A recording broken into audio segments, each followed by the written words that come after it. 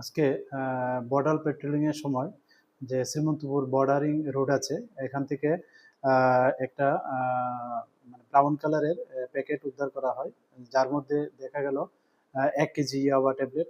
তো এগুলি আমরা সমস্ত আইনি পদ্ধতি মেলে এগুলি সিজ করা হয় এবং এগুলি মানে 50টি ব্লু কালার প্লাস্টিক পাউচের মধ্যে ছিল এবং প্রত্যেকটি প্যাকেটের মধ্যে মোট 200টা করে ইয়াবা ট্যাবলেট ছিল এবং সর্বমোট 10,000 ইয়াবা ট্যাবলেট, যার আনুমানিক কালোবাজার মূল্য প্রায় 5 লাখ টাকার আশেপাশে হবে। তো আমাদের যে এই অপারেশন, এটাতে লিড করেছে আমাদের শ্রীমন্তপুর বিওপির বিএসএফ, ওনারা লিড করেছেন।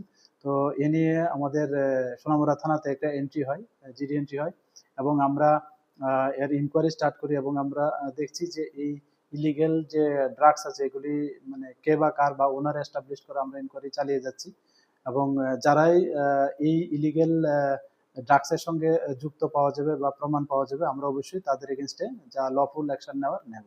Thank you.